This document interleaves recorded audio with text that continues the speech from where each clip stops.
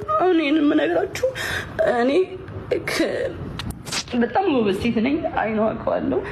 ስለ ራሴም ቲክቶክ ላይ መጥቻ አውርቼ አላውቅም። እንደዚህ ሆኛለሁ ተጎድቻለሁ ምናምን ብዬ አውርቼ ምንም ብዬ አላውቅም።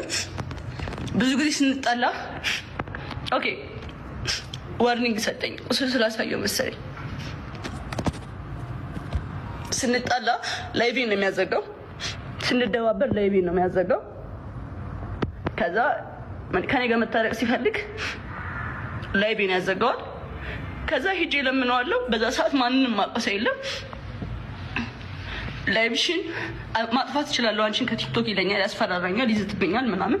ማዘሩ ታውቃለች፣ እህቱ ታውቃለች፣ ሁሉም ያውቃሉ። አንድ ቀን ግን አውርቼ አላውቅም።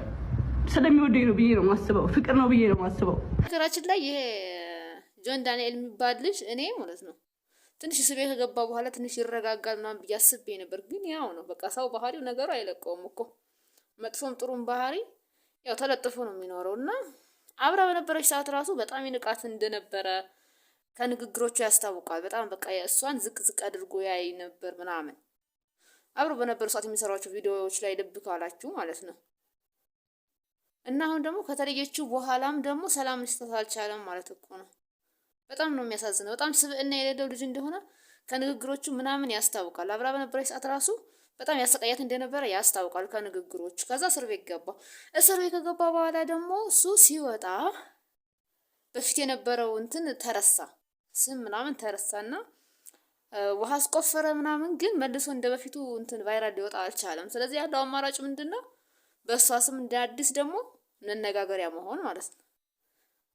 አንዳንድ የተረገመ ሰው አብረው ሆኖህም ሰላም አይሰጥህም፣ ተለይተውም ሰላም አይሰጥህም። አዶናይ ጋር ሆና እንግዲህ ተንከባካቢ ወንድ አግኝታለች። ያው በሽም እፍ ያለ ፍቅር እፍ ያለ ጸብ ያመጣል ነው መጨረሻቸው ባይታውቁም። ለአሁን ግን በቃ አሪፍ ግንኙነት ላይ ናቸው። በጣም ስማቸው ገኗል ምናምን። ስለዚህ እሱ በቃ ምን አደረገ? እሷን ቀምቶ ያንን ነገር ወደ ራሱ ማምጣት። በቃ እንደዚህ ነው። አንዳንድ ሰው አብረው ሆኖህም ሰላም አይሰጥህም፣ ተለይተውም ሰላም አይሰጥህም፣ እድገትህንም ሰላምህንም አይፈልግም። እና ከእንደዛ አይነት ሰው ህይወታችሁ እሱ ይጠብቀው።